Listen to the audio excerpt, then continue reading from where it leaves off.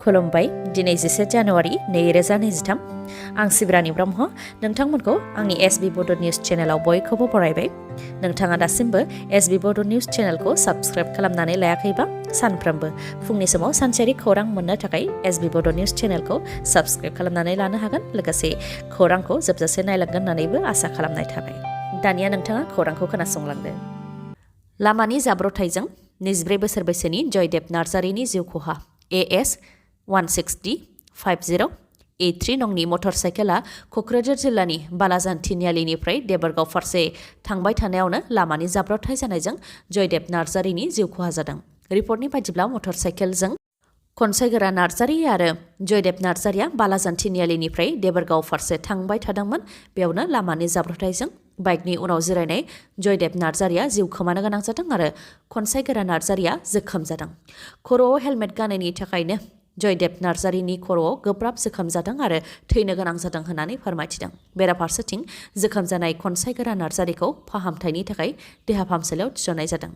मिथिनो मोननाय बायदिब्ला लामानि जाब्रबथायजों जिउ गोमानाय जयदेब नार्जारिया क'क्राझार उल्थापानिनि बैसोआ 24 बोसोर बैसोनि आरो खनसायगोरा नार्जारिया देबरगावनि आरो बिथाङा 26 बोसोर बैसोनि। बिटिआर गोरोबथानि उनाव बिटिआरआव गोजोन फैबाय होननानै बिटिआर सोरखारा खनले बुंबोदों। नाथाय बिटिआर गोरोबथानि उनाव मोनफानि उनाव मोनफा हाथियार दैग्रा आफाद जोनोम जानायाबो नंखाय नङा। मोनसे नङा मोननै हाथियार दैग्रा आफाद जोनोम जाखांनायनि उनाव आरोबाव बिटिआर ओनसोलाव हाथियार दैग्रा आफाद जोनोम जानो नागिरनायनि अजद होदों आसाम पुलिसआ।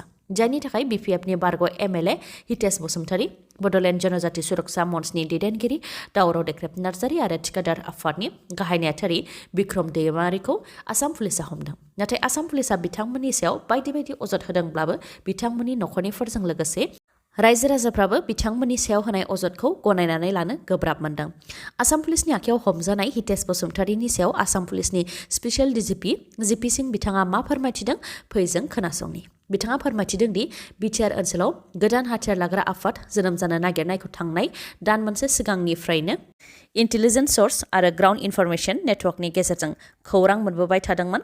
बे लेखायै संदाननाय हाबाखौबो मावबोदोंमोन। बेयावनो माखासे सुबुंनि मुङा नुजाथिदोंमोन आरो बे लेखायैनो संदानायाव हाथियार बोखांनो हादों होननानै फोरमायथिदों बिथाङा। बेनि अनगायैबो GPSingh बिथाङा बुंथिबावदों दि हितेश बसुमतारीनि न'निफ्राय हाथियार मोननाया बियो गिबि खेब नङा। थांनाय 2021 मायथाइयाव NLFB आफाद दानाय समावबो गंसे स्कर्पिय' गारिनिफ्राय गंस्निसो हाथियार मोननाय जादोंमोन। बै समाव केसखौ आसाम पुलिसआ NIA नो दैथायहरनाय जादोंमोन आरो नायबिजिरनायाव मोननाय बायदिब्ला बै समाव NLFB फोरनाव हितेश बसुमतारीनिफ्रायनो हाथियारा थांदोंमोन होननानै बुंथियो GPSingh बिथाङा। दा बे केसखौ NIA निफ्राय लाबोफिननाय जाबाय आरो बे केसनि सायाव नायबिजिरफिननो थाखाय क'क्राझार SP आरो बिथांनि हान्जानो बिथोन होनाय जाबाय आरो जायफोरनिया मुं ओंखारगोन बिथांमोननि हेंथायै नांगौबायदि आयेननि राहा लानाय जागोन होननानैबो बुंथिदों आसामनि स्पेसियेल DGP GPSingh बिथाङा। National institute of technology NIT नि एसिस्टेन्ट रेजिस्ट्रारनि न' मोखाङाव बम बेरहोनाय जाथाय। हन्डा एक्टिभाजों फैनाय सानै सुबुङा बमखौ NIT नि एसिस्टेन्ट रेजिस्ट्रारनि न'नि मोखाङाव गारनानै गालांदों। बे बम बेरनाय जाथाया मणिपुर रायजोआव जादों। मणिपुर रायजोनि राजथावनि इम्फालाव थानाय national institute of technology NIT नि एसिस्टेन्ट रेजिस्ट्रार लाइखांबाम दरेन्द्र बिथांनि न'नि मोखाङाव बम बेरदों जायजों बिथांनि न'आ खहा जादों नाथाय रावनिबो जिउ खहा जायाखै। बे बम बेरनाय जाथाया मोनानि 11:55 जादों। बम बेरनाय जाथाय जाखांनायनि उनाव CCTV फुटेजाव नुनायनि सायाव फोरमायथिनाय बायदिब्ला सानै सिनाय मोनै सुबुंफोरा हरनि 11:45 हन्डा एक्टिभाजों फैनानै न'नि मोखाङाव गोसोम प्लास्टिक गारनानै गालांदों आरो बेनि उनावनो 11:55 बमा बेरदों। National institute of technology NIT नि एसिस्टेन्ट रेजिस्ट्रारआ खावलायहरदों दि सोरबा आफाद एबा सोरबा सुबुङा जाहाथे माखौबाफोर मोजां मोनाखैबा जाहाथे सावरायलायनायनि गेजेरजों जेंनाखौ सुस्रांलायो आरो रायजो राजानि जिउ फोजोबनायजों जेंनाया सुस्रांजाया होननानैबो बुंथियो बिथाङा। जाथायखौ लानानै इम्फाल पुलिसआबो संदाननाय हाबाखौ मावगासिनो दं नाथाय दासिमबो रावखौबो हमनो हाथ'नाय जायाखै। भारत आरो श्रीलंकानि गेजेराव जानाय क्रिकेट गेलेनायाव भारतआ देरहासार जानो हाबाय। गुवाहाटीनि बरसापारा क्रिकेट स्टेडियामाव जानाय ODI मेचआव भारतआ देरहासार जानो हाबाय जेराव भारतआ 373 रान बानायनो हादों आरो श्रीलंकाया 306 रान बानायनो हादों। बिराट क'हली बिथाङा 73थि इन्टारनेशनेल सेन्चुरि बानायनो हादों। बिथाङा 113 रान बानायनो हादों। बेनि उनाव रोहित शर्माया 83 रान बानायदों आरो शुभमन गिल बिथाङा 70 रान बानायनो हादों आरो बेबायदिनो गासै 373 रान बानायनो हानानै भारत हादरा ODI गेलेनायाव देरहासार जानो हाबाय। बिटिआर गोरोबथानि दफाफोरखौ मावफुंनायखौ लानानै एबसुजों लोगोसे बिटिआर गोरोबथानि सागानगिरिफोरा गोदान दिल्लीयाव सावरायहैनाया जोबनानै थांबाय। बे सावरायलायनायाव बेसेबां फिथाइ मोननो हादों एबा हायाखै बेनि सायाव एबसुनि गाहाय दिपेन बर' बिथाङा मा फोरमायथिदों फै जों मिथिनानै लानि। बिटिआर गोरोबथानि गाहाय दफाफोरखौ 2023 मायथाइनि 31 मार्चनि सिगांनो 90% मावफुंनो थाखाय दाबि दैखांदों होननानै फोरमायथिदों दिपेन बर'आ।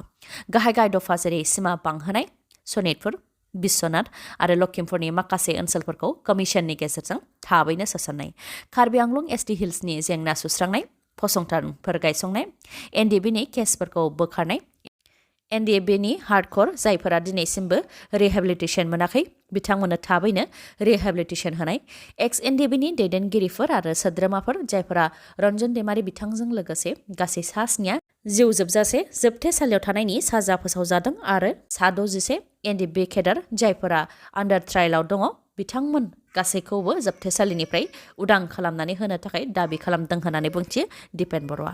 लोगोसे फोरमायथिबावदों दि मैयानि सावरायलायनायाव नर्थ इस्टनि एडिशनेल सेक्रेटारि पियुष गयलबो दंफायोमोन, जेराव बिथाङा बिटिआर गोरोबथानि गासैबो दफाफोरखौ मावफुंनानै होनो खोथा होदों आरो आसाम सोरखारनिफ्राय जि मावनो गोनां दङ बिथांमोननोबो बिबान होनाय जादों। लोगोसे बिटिआर सोरखारा जि मावनो गोनां दङ बिथांनोबो मिरुनिफ्राय बिबान हरनाय जादों होननानै फोरमायथिदों। मख'नो गोनांदि बिटिआर गोरोबथानि दफाफोरा जाहाथे गोख्रैथिजों आरो मोनसे सम सिमानि गेजेराव मावफुंजायो बेनि थाखाय गोदान दिल्लीयाव इउनियन हम मिनिस्ट्रिनि बिबानगिरिफोरजों एबसु आरो एनडिएफबिनि मोनब्रै हान्जा, आसामनि चिफ सेक्रेटारि प्रमद बर', BKWACनि गाहाय मिहिनेश्वर बसुमतारी बिथांमोनजों लोगोसे माखासे बिबानगिरिफोराबो जयैनो सावरायहैदोंमोन। फरायसालियाव होनाय मिड डे मिल जानानै 30 फरायसाफोरखौ देहा फाहामसालियाव थिसननो गोनां जादों। फरायसालियाव होनाय मिड डे मिलनि मोनसे बर्तननि सिङाव जिबौ मोननाय जादोंमोन आरो बे मिड डे मिलखौनो फरायसाफोरनो राननानै होनाय जादोंमोन। बेखौ जानायनि उनावनो 30 फरायसाफोरा गोबानाय आरो लोमजानाय बेरामाव गोग्लैदों, जायनि थाखाय फरायसाफोरखौ देहा फाहामसालियाव थिसननो गोनां जादों। बे जाथाया सोनाब बंग'नि बिरभुमाव थानाय मायुरेश्वर ब्लकनि गंसे गुदि फरायसालियाव जादों। बेबायदि जाथाय जानायनि उनावनो फरायसाफोरनि नखरनिफ्रा फरायसालियाव फैनानै दुंहाव थासारि खालामफैनायजों लोगोसे प्रिन्सिपालनि मटर साइकेलखौबो बुफाय बुसि खालामनानै होदों। आसामनि गिबि मन्थ्रि डक्टर हेमन्त बिश्व शर्मानि बिमा गाखोनाय गारिया जाब्रबथाय जादों। मोनसे हाबाफारियाव बाहागो लानो थाखाय गुवाहाटीनिफ्राय दिफु फारसे थांगासिनो दंमोन, जेराव गारियाव डक्टर हेमन्त बिश्व शर्मा बिथांनि बिमा मृणालिनी देवीजों लोगोसे डक्टर हेमन्त बिश्व शर्मानिनो बिदा दिगन्त बिश्व शर्मा बिथांबो दंफायोमोन। दिफु फारसे थांबाय थानायावनो मरिगाव जिल्लानि सिलसां ओनसोलाव गंसे स्कर्पिय' गारिया डक्टर हेमन्त बिश्व शर्मानि बिमा गाखोनाय गारिखौ सौख्रांदों आरो जाथाय जानायनि उनाव जाथायथिलिनिफ्राय खारलांदों। आसामनि गिबि मन्थ्रिनि बिमा आरो बिदा गाखोनाय गारिया जाब्रबथाय जानाय लोगो लोगोनो मरिगाव पुलिसा जाथायथिलियाव नुजाथिहैदों। बेनि उनाव गुवाहाटी फारसे दैथायहरफिनदों आरो बिथांमोनखौ सौख्रांनाय स्कर्पिय' गारिखौ दा नागिरनायनि खामानिखौ पुलिसा मावगासिनो दं होननानै फोरमायथिदों। मरिगाव पुलिसा फोरमायथिबावनाय बायदिब्ला डक्टर हेमन्त बिश्व शर्मानि आंगो बिमा गाखोनाय गारिया जाब्रबथायजों खहा जादोंब्लाबो बिमा मृणालिनी देवी आरो बिदा दिगन्त बिश्व शर्मा बिथांमोनहा जेबो जोखोम जायाखै। इन्ड'नेसियायाव गोख्रों बांग्रिं मावनायजों गोबां खहा।